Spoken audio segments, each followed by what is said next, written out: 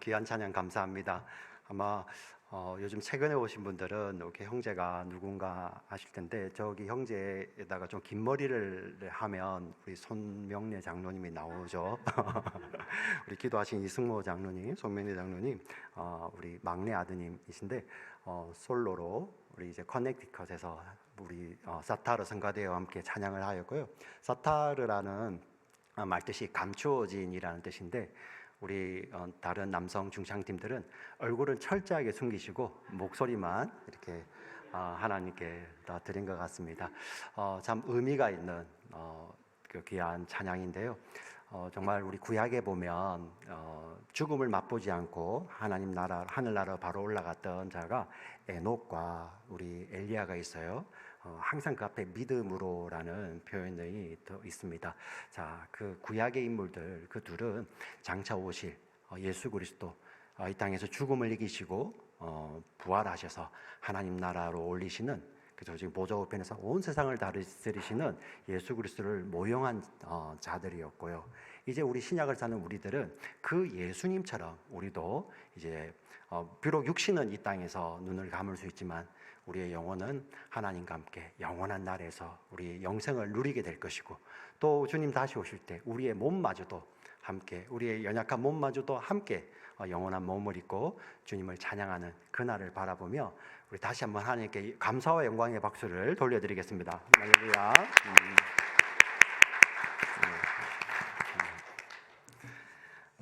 감사합니다. 예수님께서 지금 갈릴리 사역을 하시는데, 오늘 본문에 보니 바다에 다시 나가셨다고 말씀을 합니다. 사실 이 바다는 갈릴리 호수를 이야기하는데, 유대인들은 그 갈릴리 호수를 바다라고 또 부르기도 하였습니다. 심지어 우리 갈릴리 호수, 갈릴리 바다, 그리고 요한복음에 보면 그 호수와 바다를 그 당시 이제 로마식 이름으로 한 번 더 불렀죠. 디베랴 바다라고 하는데, 우리 로마의 황제인 티베리우스의 이름을 따서 그 호수를 디베랴 호수, 디베랴 바다라고도 부르기도 하였습니다. 예수님 계시는데 얼마나 많은 사람들이 모여들었냐면, 예수님께서 그 바닷가에 말 그대로 용신하실 수 없을 정도로 사람들이 많이 몰려왔죠. 자, 그러자 배를 준비하여서 예수님은 그들에게 말씀을 가르치시고 싶은데, 사람들이 몰려들어서 말씀을 전하는 것이 좀 용이치 않으셨나 봐요. 그래서 얼마나 이렇게 아름다운 아이디어인지 배를 띄우시고 그 배 위에 올라가서 앉으시고, 사람들에게, 그 해안가의 사람들은 쫙 모여있고 거기에서 예수님께서 말씀을 전하시는 거예요. 굉장히 아름답지 않습니까?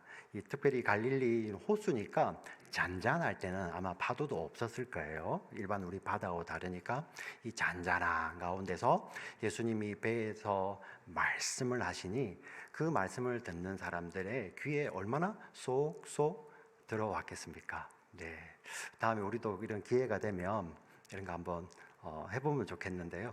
여러분도 원하시면 그 배에서 올라가셔서 말씀 전하기는 좀 힘드시니까 특송할 수 있는 기회를 한번 드리는 것도 좋을 것 같은데, 동의하십니까? 이런 아름다운 장면입니다. 그때 예수님께서 입을 열어서 말씀을 하시는데, 특별히 이 배에서는 비유를 여러 가지를 말씀을 하셨던 것 같습니다. 그 가운데 정말 잘 알려져 있는 비유, 우리에게는 그 씨 뿌리는 자 비유로 알려져 있죠. 씨를 뿌리니 네 가지 땅이 등장을 하죠. 길가, 그리고 돌이 많은 돌밭, 그리고 가시 덤불이 자라있는 그러한 밭, 그리고 좋은 땅이 등장을 합니다. 거기에 씨를 뿌리는 것으로 나오는데, 사실 오늘을 사는 우리들은 이 말씀을 들을 때 아니 왜 씨를 저기다가 뿌리지? 이렇게 생각이 들 수도 있겠습니다. 근데 우리가 이제 그 당시 1세기 예수님 당시를 조금 이해할 필요가 있어요. 지금 우리는 밭 하면은 미국의 이 드넓은 평야, 그런 밭이 생각나죠, 그죠? 그리고 첨단 장비가 동원되어서 그 안에 있는 모든 다 돌들을 다 걸러내고 이렇게 밭을 갈고 거기에 비료를 더해서 가장 많은 소출을 기대할 수 있는 그러한 드넓은 밭을 생각하게 되는데, 사실 예수님 당시 1세기 밭은 그런 밭이 아니었습니다. 예수님 사셨던 팔레스타인, 특별히 갈릴리 지역은 산지였어요. 그 산지에 어떻게 보면 이런 우리가 아는 동력을 이용한 그런 것 없이 손으로 갈아내야 되잖아요, 그죠? 그래서 그 당시 밭은 산지를 이렇게 계단식으로 이렇게 개간을 하였습니다. 우리 한국에 가면은 그 예전에 야산에 계단식 논밭이 있었지 않습니까?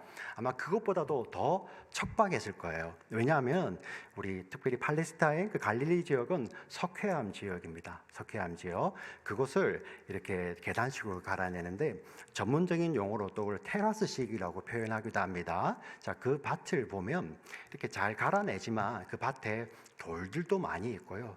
또 그 밭에 잡풀들, 잡목들이 군데군데 자라고 있고, 그리고 거기에는 사람이 다니는 길을 정확하게 처음부터 만들어 놓은 것이 아니라, 어떻게 보면 누가 먼저 밭을 만들었는지, 아니면 그 밭에 있는 곳에 지나다니면서 길이 생겼는지 아무도 모르지만 길이 있는 그 가운데 여러 갈래 길이 나와 있는 그러한 밭이죠.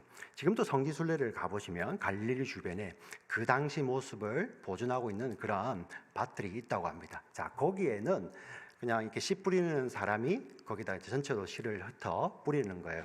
그래서 싹이 나고 결실하게 되면은 그 결실한 것을 거두는 것이 그 당시 1세기 사람들의 모습이었습니다. 이것을 기억하시고 예수님의 비유 가운데로 다시 한번 들어가 보겠습니다.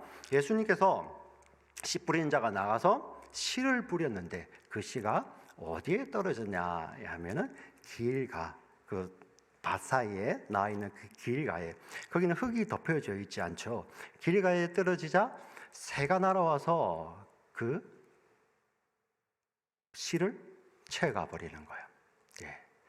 자, 더러는 길가에 떨어졌다, 이렇게 말씀을 하시죠. 또 더러는 어디에 떨어지게 되냐면은 돌들이 뭉쳐 있는 곳에, 그 돌들 위에 흙이 깔려 있지만 이 밑에 돌들이 있기 때문에 흙이 깊지가 않은 거예요. 그래서 새싹이 나왔지만 흙이 얕아서 뿌리가 없는 거죠. 중동의 뜨거운 햇볕이 떠오르자 곧 말라 버리는 것입니다. 세 번째는 거기에 가시덤불, 잡목들이 있었습니다. 거기에 떨어진 씨는 그늘이 있기 때문에 그 팔레스타인의 뜨거운 햇볕은 피할 수 있었지만, 그래서 모양새를 가지고 자랐지만 결실해야 되는데 열매가 없는 거죠. 그리고 마지막 좋은 땅은 적당하게 흙이 있어서 그 사이에 씨가 떨어지고 그곳에서 뿌리를 내리고 싹이 나고 자라서 결실하는데 30배, 60배, 100배 결실하였다고 이야기를 하고 있습니다. 예수님께서 이렇게 말씀을 하셨죠. 우리가 참 들어보면 예수님께서 농법에 대해서 이야기하신 것 같기도 한데요. 사실 우리가 말에는 뉘앙스가 있잖아요. 이 제자들은 어떤 그 팔레스타인에서 평범하게 볼 수 있는 그 땅에 대한 이야기를 분명히 예수님께서 하시는 것 같은데 생각하는 거하고 좀 많이 다른 거죠. 뉘앙스도 다르고 그리고 어떤 현상도 다릅니다. 왜냐하면 그 당시 그 갈릴리 지역에 다 산지만 있는 것이 아니라 동편으로 게네사렛 평원이 있는데 그 평원은 아주 좀 흙이 좋아요. 그리고 그곳에서는 농사가 잘 되는데 그 당시 사람들의 청량으로는 그곳에서도 한 40배 정도, 그 좋은 땅에서도 40배 정도밖에 이렇게 소출이 나지 않는데, 지금 예수님 말씀은 뭐라고 이야기합니까? 그 산지, 그 계단식 논에서 몇 배가 나온다고요? 30배, 60배, 100배가 나온다고 말씀을 하시는 거니 참 그 비유가 이게 뭐지라는 의문도 있었을 것이고, 그리고 예수님께서 말씀을 하실 때 뉘앙스를 보면 완전히 다르다는 것을 알았겠죠.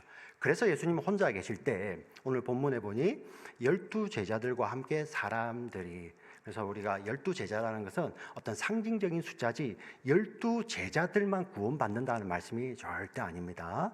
그래서 12제자들은 우리 복음서에서 정말 하나님의 백성들을 통칭하여 나타낼 때 보여지는 것입니다. 그런데 그 당시에 많은 자들 가운데서 정말 예수님의 말씀을 따라 살 제자들이 더 있었다는 것이죠. 이제 그 자들이 나와서 예수님께 이 비유에 대해서 예수님께 물어봅니다. 예수님, 도대체 이 비유가 어떤 의미입니까? 라고 이야기를 하시는데 예수님이 이렇게 대답을 하시는 것이죠. 우리 11절 12절 말씀을 같이 한번 읽어보겠습니다. 11절 12절 같이 읽겠습니다. 시작.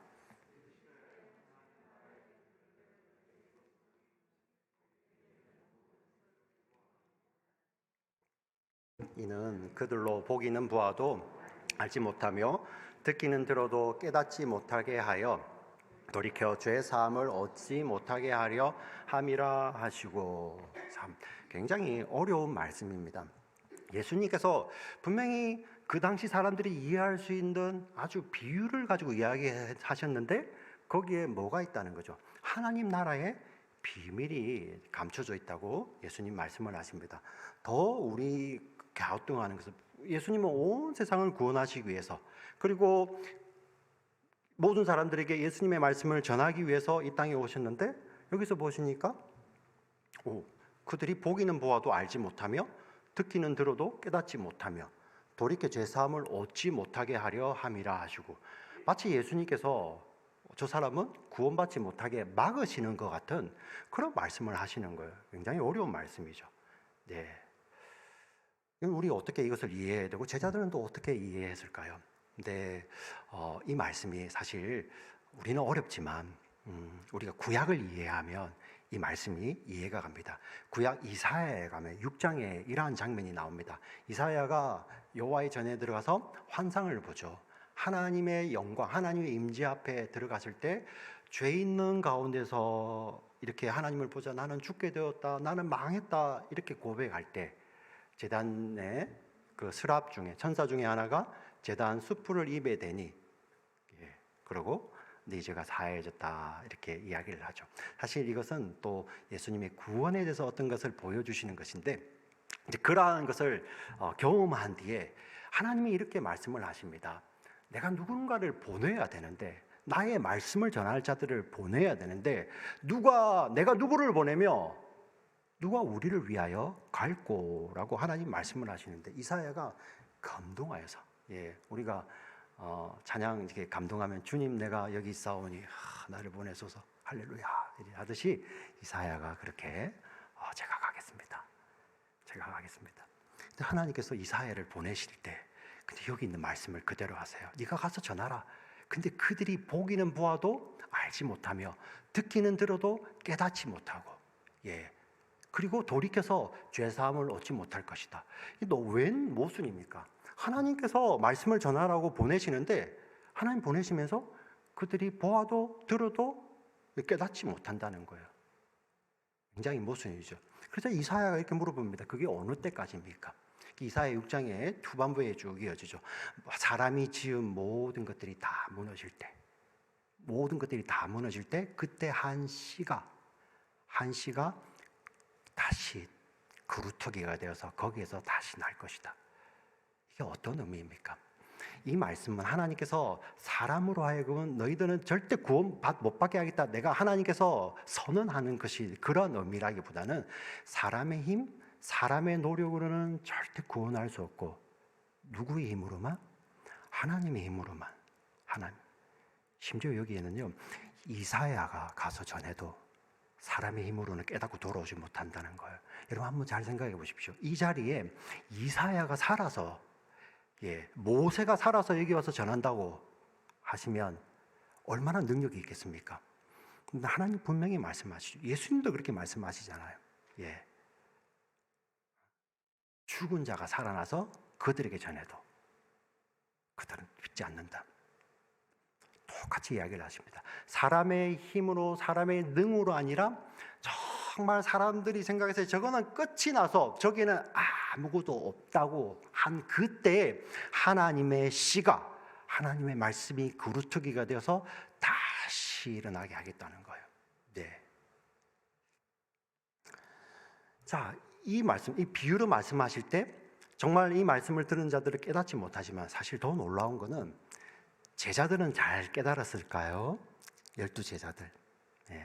우리가 복음서를 보게 되면 제자들도 잘 못 깨달았던 것이 분명합니다. 자, 그런데 예수님은 말씀해 주시고 이 비유를 들었을 때 깨닫지 못하지만 예수님이 설명을 해주시자 제자들이 깨닫지만, 그런데 깨달았다고 그 말씀대로 제자들이 삽니까?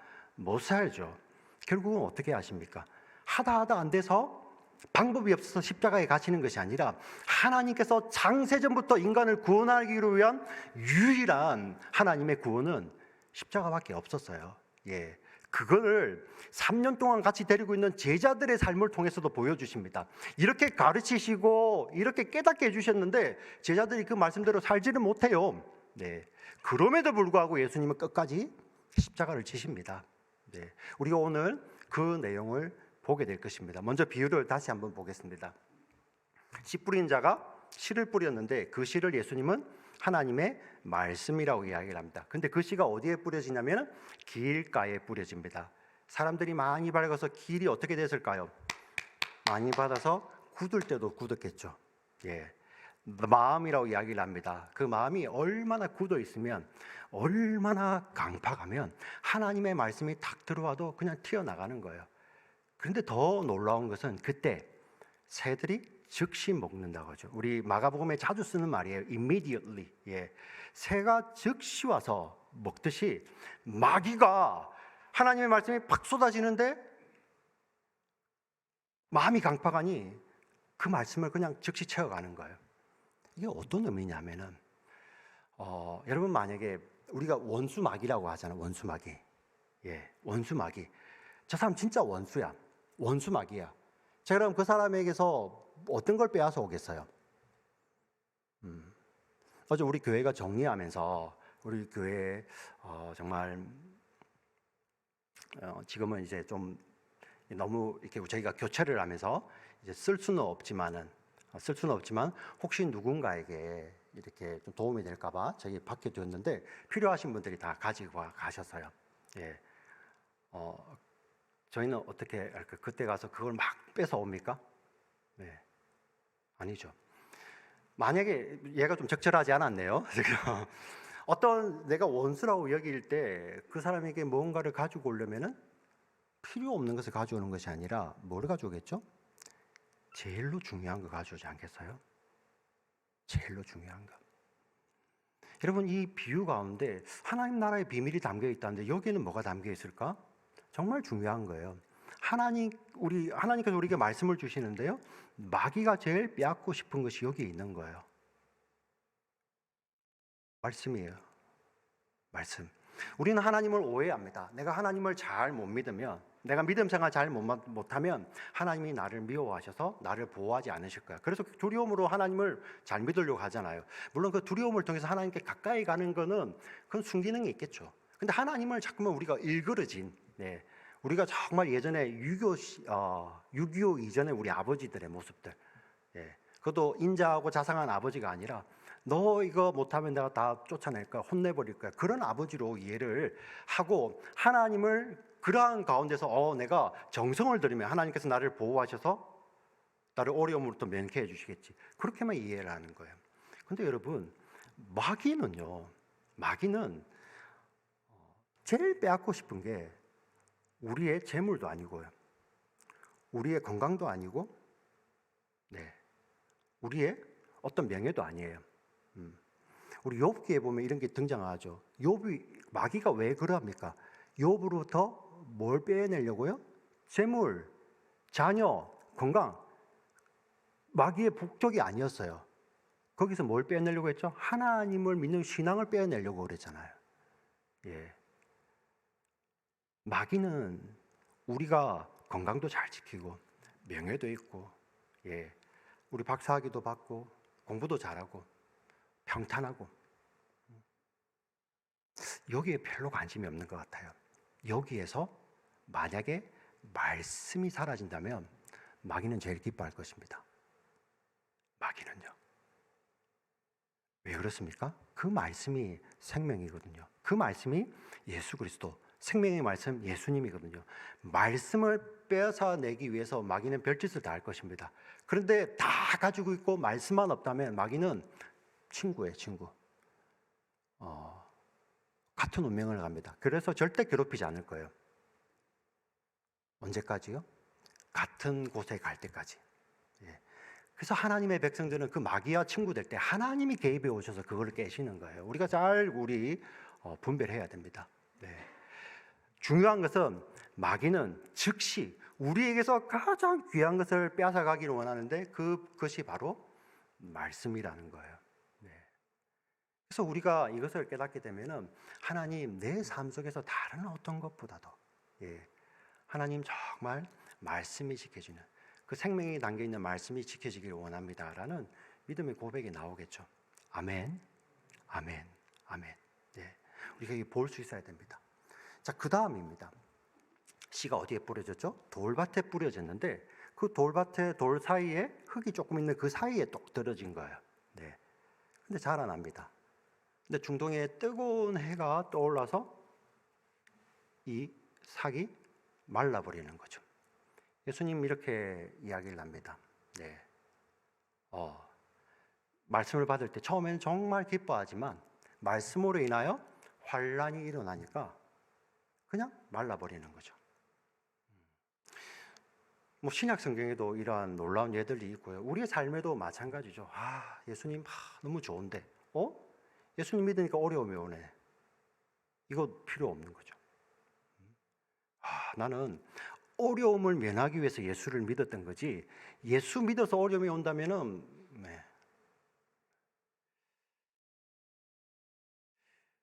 우리 복음서에도 그러한 예들이 나옵니다. 오병이어의 기적이 일어나요. 오병이어의 기적. 예수님께서 보리떡 5개와 물고기 2마리로 남자만 5,000명을 먹이니까 사람들 난리가 났겠죠. 그 다음 날. 한번 생각을 해보세요. 다른 기적들을 자기 눈으로 봤잖아요. 자기가 그 기적에 참여하지 못했는데 이제 아무것도 없는 저녁 빈들에 아무것도 없는데 그 조그만 아이의 도시락 가지고 나눠주는 걸 자기가 먹었어요. 난리가 나겠죠. 난리가. 그 다음날 사람들이 막 쫓아와서 예수님께 열광하는데 예수님이 이렇게 이야기를 하십니다. 그거 안 주세요. 너희들이 나를 쫓아오는 것은 떡 먹고 배부르기 때문이지 나에게 와서 말씀 때문에 온 거 아니다. 그러면서 예수님이 이런 말씀을 하세요. 나를 먹어야 돼. 일부 예배 때는 이런 좀 적나라한 예를 들었는데요. 좀 너무 이상하지 않으세요? 우리 자녀들이 저에게 와가지고 아빠 치필레 먹게 돈 좀 줘. 제가 자녀에게 차라리 내 살을 먹어라. 그 살 필요 없고 돈 좀 달라고 내 피를 뽑아가서 팔아라. 이런 뉘앙스 아니에요? 근데 예수님께서 그 살과 피가 바로 하늘에서 내려오는 양식이다. 내가 택한 자들은 이 양식으로 산다. 이런 이야기를 하자 사람들이 갸우뚱하고 다 돌아가 버려요. 요한복음 6장 66절. 성경에 유일하게 666이 장과 절에 등장 안 하죠. 그래서 어떤 사람들은 이게 666이다. 천만에요. 이 장과 절은요 아주 후대에 이렇게 나누어진 겁니다. 성경을 성경을 자의적으로 절대 해석하면 안 되고 성경은 항상 그 컨텍스트 안에서 문맥 안에서 해석을 해야 되거든요. 이거요. 예수님께 사람들이 열광해서 그 기적을 보고 예수님께 열광해서 왔지만 예수님께서 진짜를 말씀하시자 사람들의 기대하고 너무 다른 거예요. 환란이 일어나자 떠난다는 거 똑같은 거 아닙니까? 나가 예수 믿으면 편하고 잘 될 줄 알았는데 예수 믿으면 오히려 더 힘들 때. 여러분 성경 한번 잘 보십시오. 예수 믿어서 근심 없이 산다고 말씀하시는 구절이 한 구절이라고 있던가요? 그게 아니죠. 걱정과 근심 가운데서 예수님 무슨 약속을 주십니까? 내가 떠나지 않는다. 우리 이사야의 말씀 너무 좋아하잖아요. 네가 물 가운데 지날지라도 물이 너를 침몰치 못하고 네가 불 가운데 지날지라도 불이 너를 사르지 못할 것이다. 전능하신 하나님이 물에 안 넣으시고 불에 안 던지시면 되는데 하나님 뭐라고 하시죠? 약속. 거기 약속 딱 하나 있죠. 뭐 있죠? 내가 너와 함께 할 것이다. 아멘. 임마누엘 아닙니까? 우리가 죽음의 순간에 마지막 정말 아직 저도 경험 못 해봤죠. 여기 자리에 계신 분 아무도 경험 못 해봤지만 우리는 이 땅에서 몸을 입고 있는 이상 우리가 하나님 부르시면 가야 되는 거 알잖아요. 그때 여러분 어떻게 하실 거예요? Are you ready?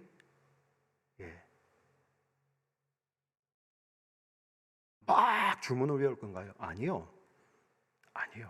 그 순간에 함께 하시겠다고 약속하신 임마누엘 하나님 때문에 우리는 하나님 계신 곳에 가는 거예요. 아멘. 아멘.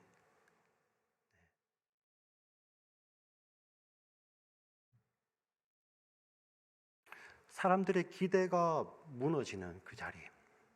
예. 그래서 뿌리가 없었죠. 뿌리가 없으니까 기대가 무너지니까 사라지죠. 성경에는 항상 그런 약속. 예.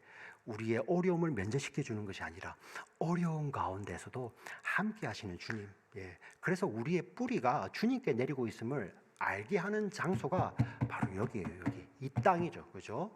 그래서 이 땅은 우리가 육신혼을 이 땅에 있지만 하나님 나라를 연습하는 자리죠. 그 여러분들에게 어려움이나 고난이 내 생각하고 다르네.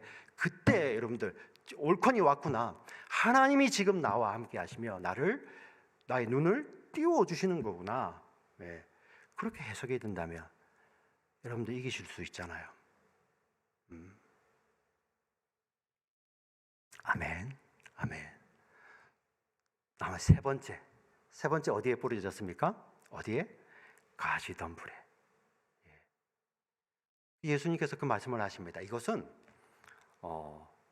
이렇게 좀 잘하는 것 같은데 염려, 고난 받을까봐, 과거에 대한 이런 그런 매임, 그리고 앞으로 미래가 힘들면 어떡하지? 그리고 욕심 때문에 결실하지 못한다는 거예요. 오늘날 시대가 더 심한 것 같아요. 네. 우리 청년들 같은 경우는 이런 말은 잘하죠. 뭐 요즘은 잘 모르겠습니다. 예전에 청년들 중에 제가 예전 교회에 있을 때 청년들 우리 모든 것을 주님께 다 드리고 헌신합시다. 그런 말을 겁없이 하더라고요. 뒤에 이 말을 하더라고요. 근데 저는 드릴 게 아무것도 없습니다. 막 찬양 인도하면서 다 드리자고 했어요. 그래서 제가 물어봤어요. 어떻게 그렇게 감동스럽게 이렇게 인도하냐. 이렇게. 그때 제가 전도사 할 때인데 우리 그 형제 얼굴이 자꾸 생각이 나는데 전 드릴 게 없잖아요. 손해 볼 게 없잖아요.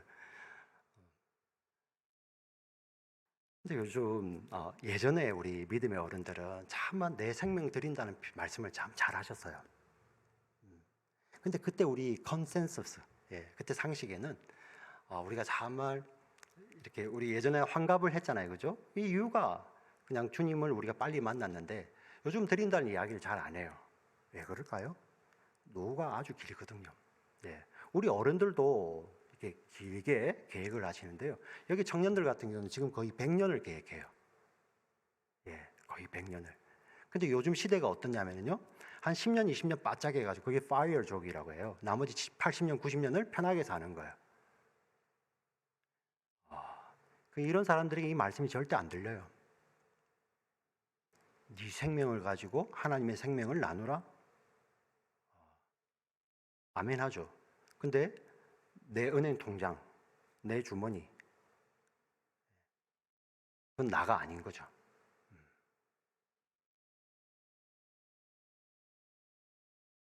아니라고 누가 이야기하겠습니까? 예수님이 이렇게 말씀을 하시는 거예요.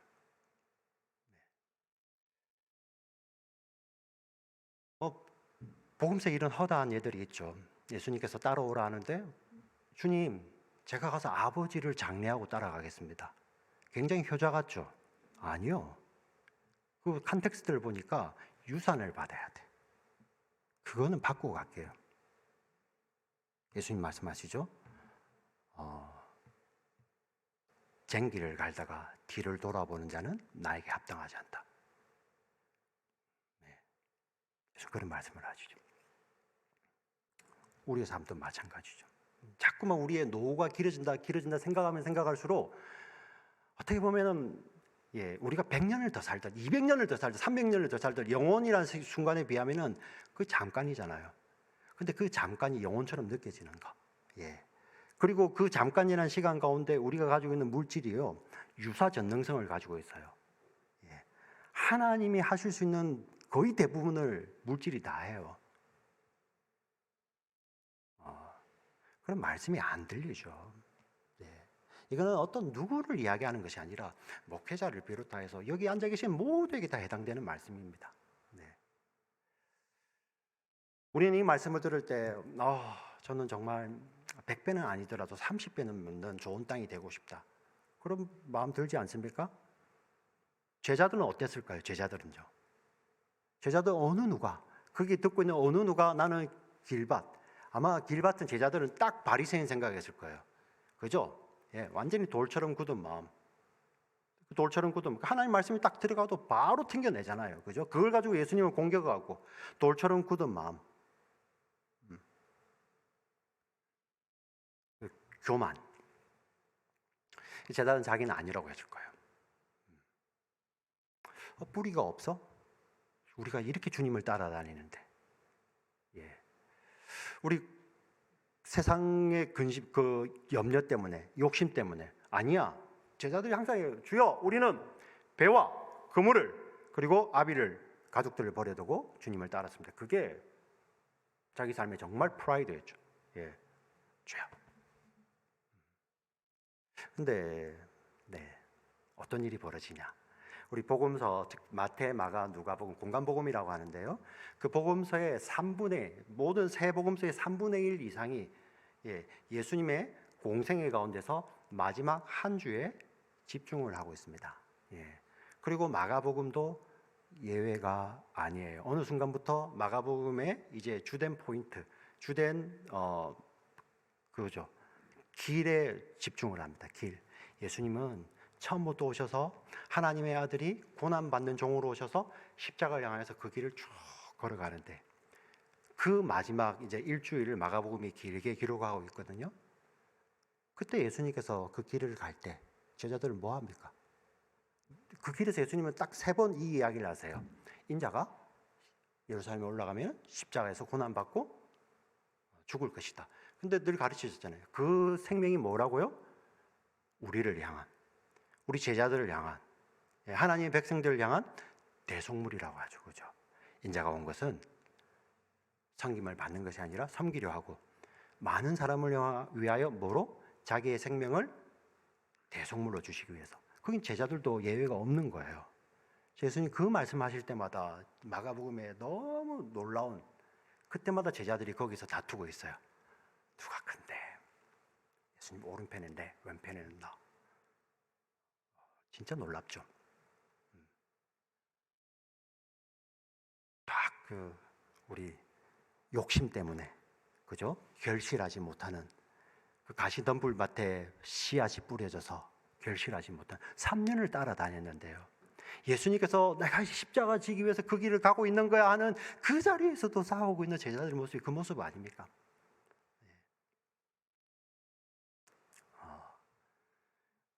마귀가 와서 이렇게 먹는 거는요, 어떻고요?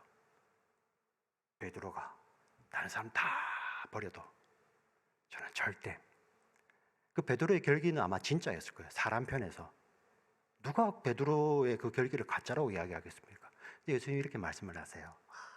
시몬아, 시몬아, 사탄이 너를 밀 까부르듯 우리 키에다가 이렇게 밀을 얹어놓고 팍 치는 거예요. 그렇게 해서 이런 기어들은 다 날려보내는 거죠. 자기 마음대로 하는 거죠. 지금 사탄이 널 그렇게 하려고 청구하고 있어. 근데 너 결기가 대단하구나. 그래서 너 이길 것 같아. 예수님 뭐라고 말씀하시죠?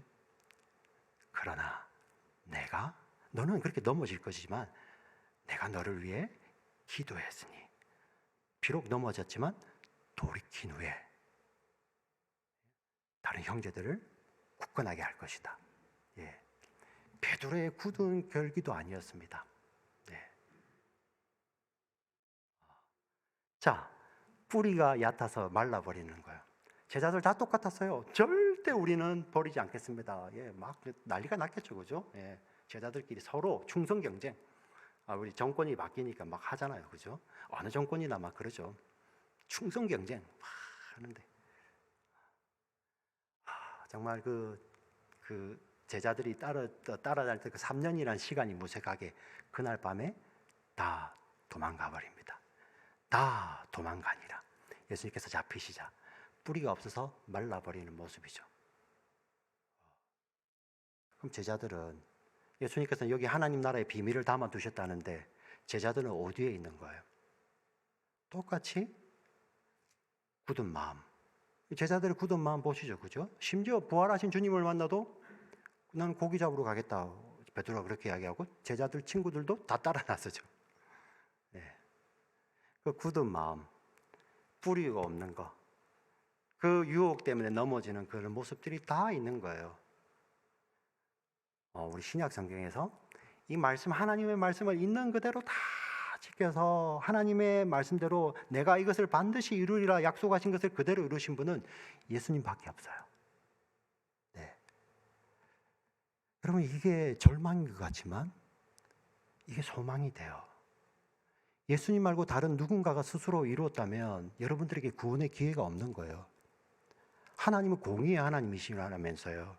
누군가가 스스로 자기의 구원을 만들어낼 수 있다면 여러분, 하나님이 여러분들 구원하시면 안 되잖아요. 그는 공정하지 못하잖아요. 공평합니까? 누군가가 이룰 수 있는데 누군가는 스스로 이루어내고 누군가는 내가 열심히 해서 이루어내고 누군가는 하나님의 은혜로 구원받고 그분이 공정하신 하나님이세요? 우리 청년들 대답해 보세요. 요즘 MZ 세대들 공정과 정의가 생명이라면서 그분이 공정하신 하나님이세요? 아니죠. 근데 공평하신, 공정하신 하나님이셨어요. 정의로우신 하나님 아무도 이루지 못하였죠. 심지어 그 결기를 보였던 제자들도 그들은 스스로 깨닫지 못하였고 깨달았다 예수님께서 깨닫게 해주셨죠. 근데 그 말씀을 스스로 지켜내지 못했던 제자들임에도 불구하고 예수님께서 그들을 사랑하셨어요.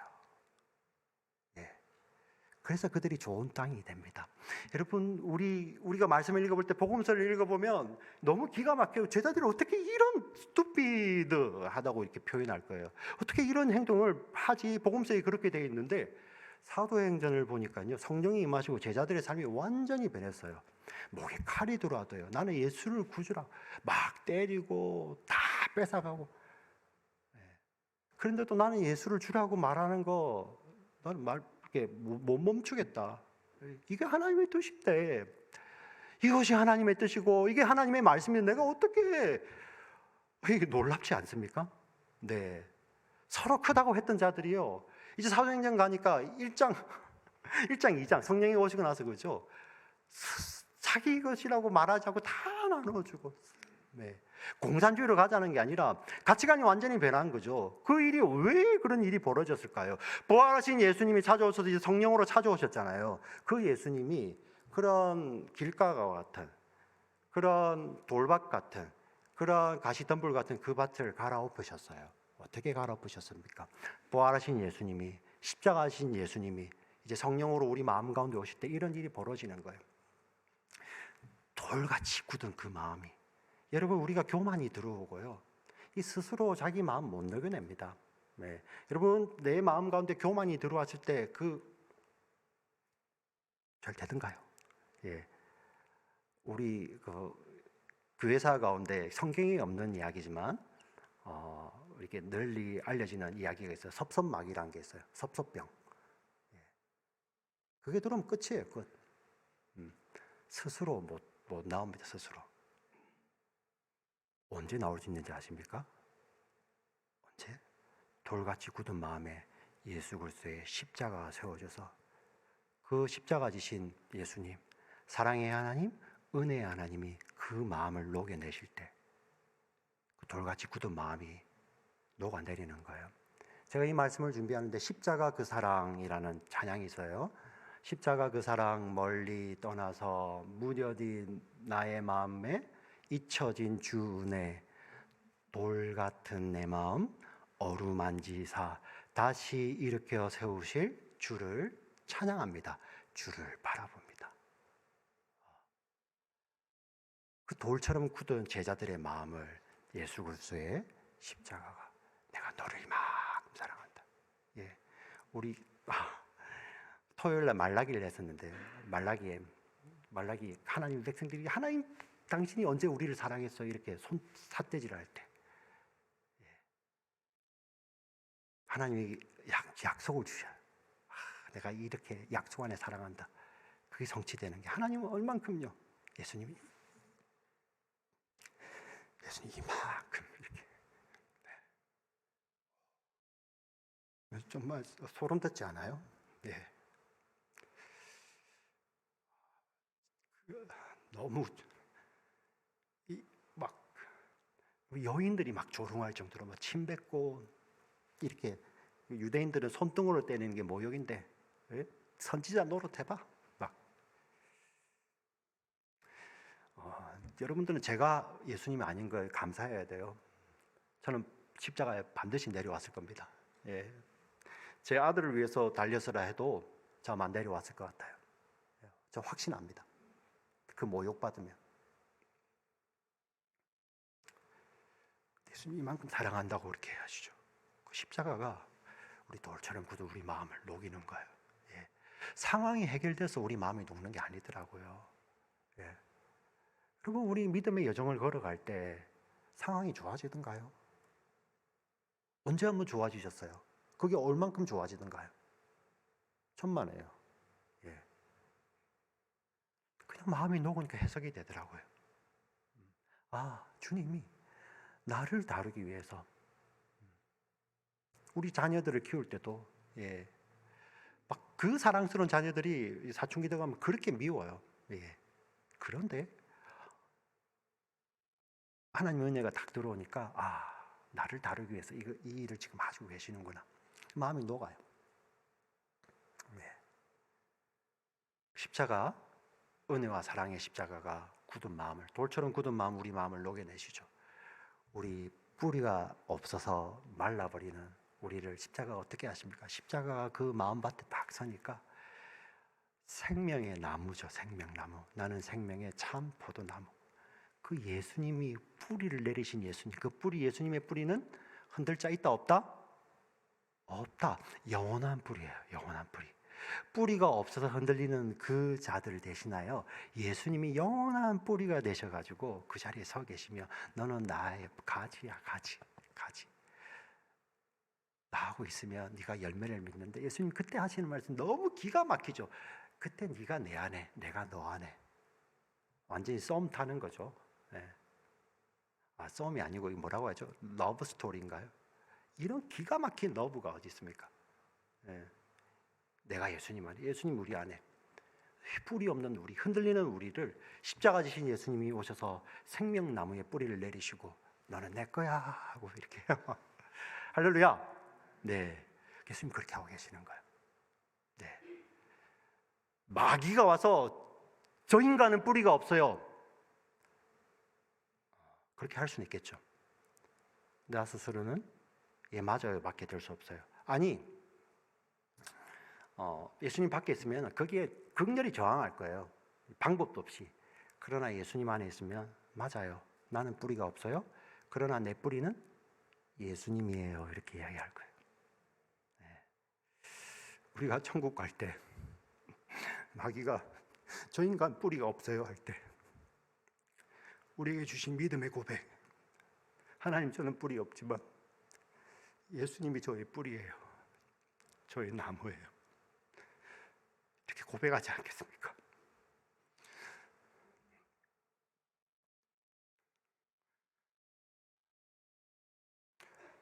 우리 마음 가운데 가시덤불들 너무 아파요.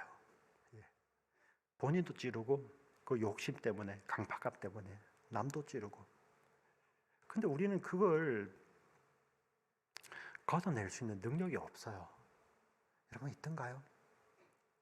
여러분 결단하면 그게 나오던가요? 진짜 돈을 사랑 안 해야지. 이 되던가요?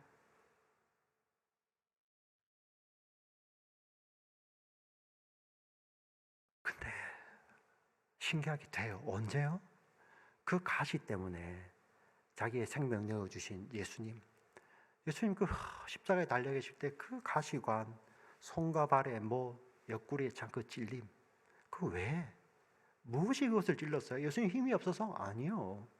우리 마음속에, 우리 영혼 가운데 그런 가시를 걷어내기 위해서 예수님 그렇게 찔리신 거예요. 근데 그 예수님 보니까 그 예수님의 십자가가 능력이 되어서 우리 속에 있는 그 가시들을 다 건져내더라고요. 특별히 요즘 시대에 우리 그 파이어족을 꿈꾸는 사람들 스스로 그에서 그런 망상에서 못 벗어납니다. 십자가 지신 주님을 더 사랑하세요. 근데 그 사랑할 수 있는 것도 주님이 그 속에 오셨기 때문입니다. 성령께서 오셔가지고. 성령 하나님 오셔가지고 성령 하나님, 우리 성령 하나님은 경상도 분이세요. 그래서 제가 경상도 사투리를 하는 거예요. 성령 하나님이 오셔서 십자가 지신 예수님을 우리 마음 가운데 다 심어두시면 사랑의 십자가가, 은혜의 십자가가 돌처럼 굳어 우리의 마음을 다 녹여내시고, 그 얕은 흙이 없어서 얕은 뿌리가 없는 우리 신앙을 영원한 생명으로 우리를 심어주시고, 그 마음속에 있는 그런 가시들 십자가의 능력으로 다 걷어내시죠. 그래야요 우리 속에서 예수님만이 맺을 수 있는 참 놀라운 그 열매를 맺어내는 그 결실하는 거죠. 30배, 60배, 100배의 결실을 맺는다. 도대체 이게 어떤 의미일까요? 예수님께서 그렇게 생명까지 주시면서 순종하셨던, 왜? 하나님 말씀에 순종하는 것에 여러분 생명이 있는 거예요. 근데 우리는 못하지만 예수님 그렇게 하셨잖아요. 그거를 알기 때문에 우리가 순종할 수 있는 거예요. 내가 순종해서 하나님 자녀가 되는 것이 아니라 예수님의 십자가로 말미암아 내가 하나님의 자녀가 되었기 때문에 내 속에 성령이 오셔서 그걸 다 걷어내시기 때문에 우리가 말씀에 순종할 수 있는 거죠. 그래서 우리가 말씀에 순종할 때 감사합니다. 할렐루야, 아멘. 근데 더 놀라운 거 이건 것 같아요. 정말 더 놀라운 것, 다 놀랍지만 말씀에 순종할 때 감사한데 그게 생명에 있으니까 더 놀라운 게 이거더라고요. 그런 순종할 수 있는 말씀을 주신 것이 감사해요. 와, 놀랍지 않아요?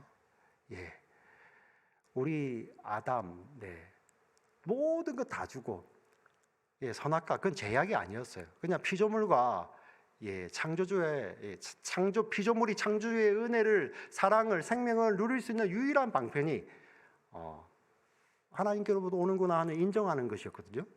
그 선악과였잖아요. 근데 그게 마귀의 유혹에 넘어가니까 제약이 됐었잖아요. 왜 이런 걸 줘가지고 내가 하나님처럼 돼야 되는데. 말씀이 싫었어요. 그런데 예수 그리스도의 십자가 우리 속에 들어오니까 순종할 수 있는 말씀 주신 것이 진짜 은혜가 되는 거죠. 그래서 우리가 죽는 그날까지 이 말씀을 살아내고, 우리 정말 우리 마지막 뭐라고 하죠? bedtime이라고 합니까? 거기에서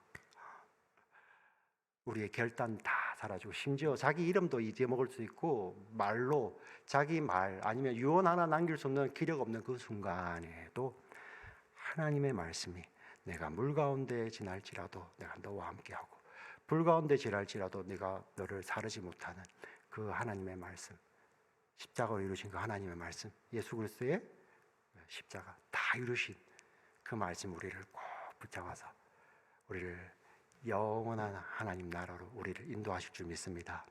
아멘. 이 말씀을 기억하시고 말씀 주신 것에 너무나도 감격하여서 이번 한 주도 다른 어떤 것보다도 하나님 말씀을 다른 어떤 것보다도 내 생명보다도 더 신뢰하며 붙들고 살기를 주 이름으로 축복합니다. 아멘. 살아계신 하나님 아버지,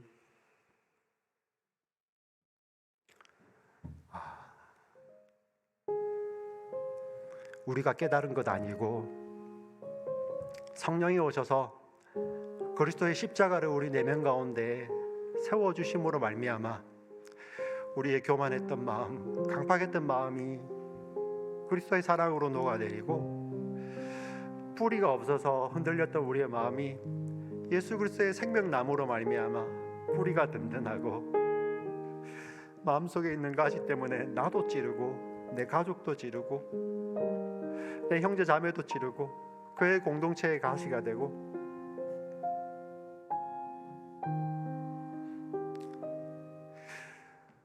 이게 아니라고 머리로는 알겠는데 스스로 걷어내지 못하고 찌르고 찔리면서 아파하는 왜 우리를 주님 사랑하세요?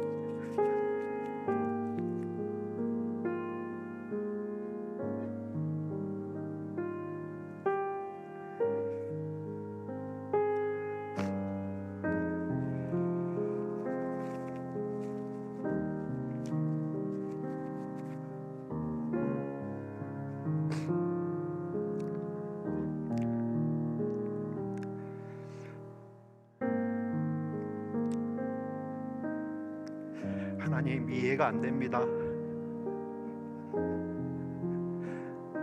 아무리 머리를 굴려봐도 영생을 누릴 자격이 없는 우리를 왜 사랑하는지 이해가 안 됩니다.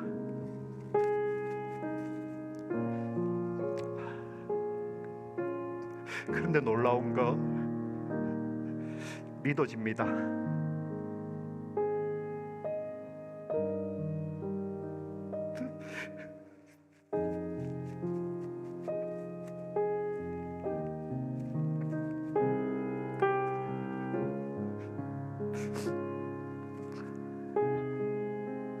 십자가에 두 팔을 벌린 그 하나님이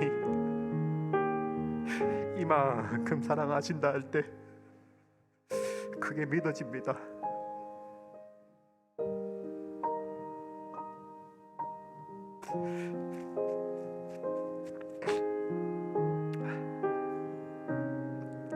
하나님, 그 사랑 조금 더 알아가기를, 말씀을 통해 더 알아가기를 소망하며